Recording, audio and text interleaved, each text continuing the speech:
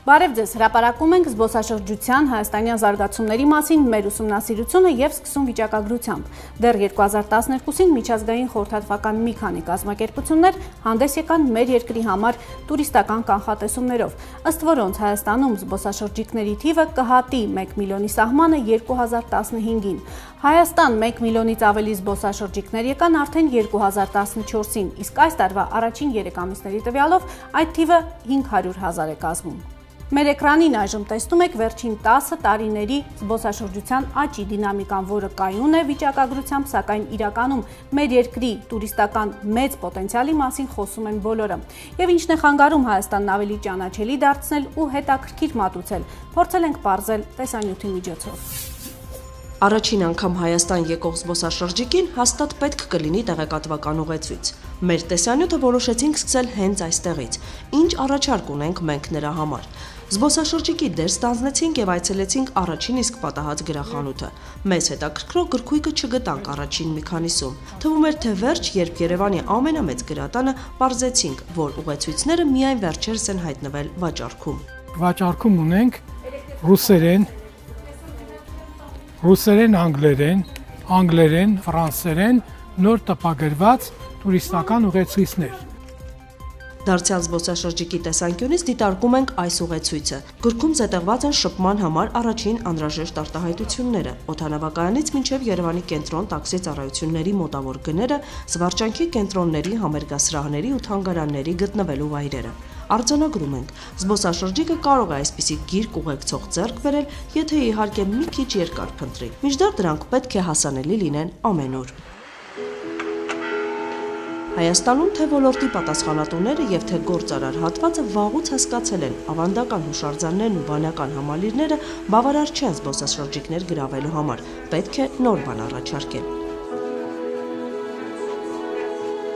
Տուրիստների մի ամբողջ խումբ Էջմիածին քաղաքում է, որքան էլ տարօրինակ է, հասցեն մայր տաճարը չէ։ Այս վայրում միաձուլվել են տուրիզմի մի քանի տեսակներ՝ գյուղական, էթնո, ճանաչողական։ Նախագծի հեղինակը Հայ միասնության խաչ բարեգործական ընկերությունն է, որը Էջմիածնում յուրօրինակ կոլորիտ է ստեղծել Հայաստան այցելող զբոսաշրջիկների համար։ Մենք ունենք մի քարտեզ այստեղ փակցրած, մեր հյուրերը որտեղից որ գալիս են, իրենց երկրի վրա այդպես փակցնում են։ Գողտրիկ այս անկյունում զբոսաշրջիկը հնարավորություն ունի ծանոթանալու հայկական գորգագործության, կավագործության գաղտնիքների հետ, մասնակցել գինու թորման եւ հացաթխման արարողություններին։ Հետաքրքրական է սակայն ինչ պատմություն է ունեցել կենտրոնը։ Ի սկզբանե այս կենտրոնի ստեղծման նպատակը այլ էր՝ ստեղծել մի միջավայր, որտեղ սոցիալապես անապահով երեխաները կարող են հասարակական ակտիվ կյանքով ապրել, սովորել արհեստներ, ներկայացումներ բեմադրել, նկարչությամբ ու կավագործությամբ զբաղվել։ Հետո միայն միտք հղացան իրենց աշխատանքի արդյունքները զբոսաշրջիկներին ներկայացնել։ Ստեղծեցինք մի փոքրիկ սոցիալական ձեռնարկություն, որտեղ հիմա աշխատում են հատուկ կարիքով երեխաներ, հենց մեր սաները, ովքեր որ սովորում են ազգային խոհանոցում, իրենց օգնությամբ պատրաստվում են կերակուրները եւ հենց իրենք էլ մատուցում եւ հյուրասիրում են։ Շաքարչորակին մեր ազգային խոհանոցի կարևորագույն քաղցրավենիքներից մեկն է, որը համտեսում են մեր հյուրերը մեծագույն հաճույքով։ Իսկ այս մառանից զբոսաշրջիկը մեծ դժվարությամբ է դուրս գալիս, արփած մատուցվող հայկական գինուց ու նաեւ գինու մշակույթին ուղղված ստեղծագործական մոտեցումից։ Համաշխարհային պոետների գինետուն, հիմա գնում ենք այդ գինետունը, որը յուրահատուկ է իր տեսակով, քանի որ ուսումնասիրություններ կատարեցինք ու տեսանք, որ աշխարհում էլ չկա այդպիսի գինետուն, որ կոչվի համաշխարհային պոետների գինետուն, որովհետև թիկնակների վրա աթոռների, որոնք մագաղաթի տեսք ունեն, գրված են բանաստեղծություններ միայն գինու մասին եւ տարբեր լեզուներով։ Այսինքն համաշխարհային միտքը գինու մասին հավաքված է այստեղ։ Մեր հարցումները մի քանի տուր օպերատորների հետ պարզեցին, որ Հայաստան եկող տուրիստներին հատկապես այսպիսի առաջարկներն են հետաքրքիր։ Օտարերկրացիներին գրավում է հայկական գյուղերի ինքնատիպ կենցաղը, նույնիսկ դրսի փայտե զուգարանները։ Տուր փաթեթներում նրանց հնարավորություն է տրվում մասնակցելու կովերի կտմանը, խոթունցքին։ Գինու, չրերի, մուրաբաների, գաթաների պատրաստման մասնակցելը նույնպես աստիճանաբար տուրիստական պրոդուկտ է դառնում։ Սակայն մինչ այդ ամենին ականատես լինելը տուրիստները ամեն անգամ անցնում են փոքրիկ փորձություններով, քանի որ Հայաստանում շարունակում է խնդիր մնալ միջհամայնքային ճանապարհները, տեղեկատվական վահանակների բացակայությունը, ճանապարհներին գրեթե բացակայող պետքարանները։ Զուգարանների հարցը շատ լուրջ է, դեռևս մնում է չլուծված։ Այդքան սիրուն տեղեր ունենք Հայաստանում, այդքան հետաքրքիր տեղեր ունենք Հայաստանում, որ ուզում ես ամենը ցույց տաս, բայց ցավոք սրտի ճանապարհների վիճակը շատ վատ է։ Օրինակ վաղը պետքա գնանք Գորիսկ, Խնձորեսկ, եւ արդեն հիմիկվանից վախենում ենք, թե եղանակը եթե անձրևոտ լինի, Խնձորեսկը փաստորեն չենք կարող տեսնել, որը շատ ցավալի կլինի։ Եկել եմ Լահաստանից, Կոշալինից։ Գումարայինը իմ համար երկրորդական էր, երրորդական չէ։ Ամենակարևորը իմ համար բժիշկն է, իր տրամադրությունը, մոտեցումը հիվանդի մոտ։ Արդեն մի քանի տարի է, ինչ Հայաստանում սկսել է զարգացում ապրել բժշկական տուրիզմը։ Հայաստանյան տուրիզմի բնագավառում նորություն է։ Սկզբում ատամնաբուժական ծառայություններ էին մատուցում, հետո ծառայությունների ցանկը գնալով ընդլայնվեց։ Եվ եթե նախկինում գալիս էին միայն քթի կոսմետիկ շտկումներ անելու, հիմա նաև բարեմասնությունների վրա են աշխատում։ Միկրովիրաբույժ Աշոտ Թորոսյանը Հայաստանում բժշկական տուրիզմի զարգացման խթան է տեսնում գին գումարած որակ առաջարկը։ Հիվանդների այդ մեծ բանակը որ ունենք, որոնք որ հիմնականում կարող եմ ասել 95%-ից ավելին գոհ են մեր կատարված աշխատանքից, դրանով պետք է մենք գրավենք։ Դրանով եւ ինչու՞ չէ նաեւ, որը քիչ կարեւոր չէ, նաեւ գները, որ Հայաստանում գները բավականին մատչելի են։ Եթե ես համեմատեմ գները միայն Ռուսաստանի Դաշնության նույն ծառայությունների հետ ինչ որ մենք ենք մատուցում, մեզ մոտ երևի 3-ից 4 անգամ, եթե ոչ ավելի էժան է։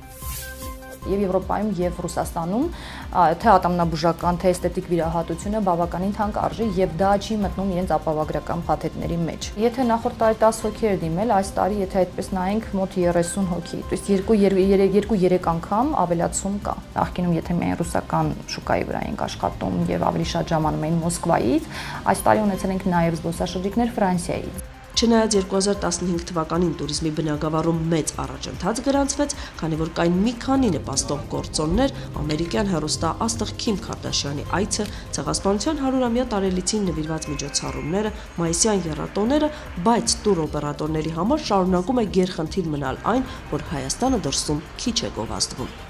Տարածաշրջանային երկրների հետ համեմատած մեր PR-ը շատ թույլ է։ Երկրորդ մեծ խնդիրը դեռևս շարունակում է մնալ ավիատոմսերի թանկ գինը, որը որ շատ մտահոգող է եւ որը որ լուրջ դժվարություն է։ Չեմ ուզում, որ Վրաստանը դառնա տարանցիկ երկիր, այլ Հայաստանի ավիաշուկան է թույլ է տալիս։ Ամերիկյան Travel Channel այստեղ մի շատ հետաքրքիր ֆիլմ նկարահանեց Booze Traveler, գինովցած ճանապարհորդ, որը ուղղված էր ավելի շատ խոհանոցի ներկայացմանը, տնական գինիների եւ այլ խմիչքների պատրաստմանը։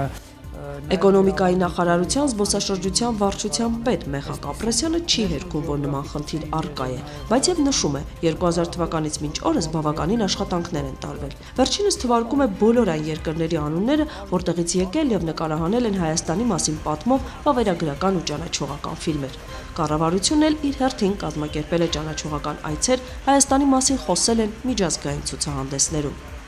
2014 թվականին Հայաստանը այցելել 1.203.000 զբոսաշրջիկ, ինչը 10%-ով ավելին է։ Առհասարակ զբոսաշրջության աճի կորը վերջին 10 տարում բարձրանում է, բայց ոչ թռիչքային։ Հայաստան ժամանող զբոսաշրջիկների ծագման աշխարհագրությունը նույնպես հարստանում է։ Ճիշտ է, գերակշիռ մասը Ռուսաստանի Դաշնությունից են, Եվրամիության երկրներից եւ Ամերիկայի Միացյալ Նահանգներից, սակայն մեր երկրի նկատմամբ սկսել են հետաքրքրություն ցուցաբերել նաեւ հեռավոր արևելքի զբոսաշրջիկները։ Գնալով իհարկե աշխարհագրությունն ընդլայնվում է, հեռավոր երկրներից, հեռավոր արևելյան, լատինաամերիկյան, նույնիսկ արդեն աֆրիկյան երկրներից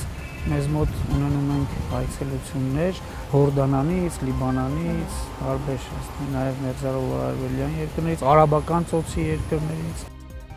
Եվս մեկ ուշագրավ վիճակագրություն։ Եթե 2000 թվականին Հայաստանում ընդամենը 1 տասնյակ գործող հյուրանոցներ կային, այն էլ միայն Երևանում, ապա այսօր արդեն հյուրանոցային ցանցը համալրվել է 330-ով։ Գրանցված են 200 զբոսաշրջային տներ, որոնց 60%-ը գտնվում է մարզերում։ Ամփոփելով մեր ռեպորտաժը արձանագրում ենք. Հայաստանը որպես զբոսաշրջային ուղղություն ամրապնդում է դիրքերը, սակայն ոլորտի թռիչքային զարգացմանը խոչընդոտում են ենթակառուցվածքների թերզարգացվածությունը, երկրի ճանաչվածության պակասը դրսում եւ ոչ մրցունակ լինելը ավիափոխադրումների դաշտում։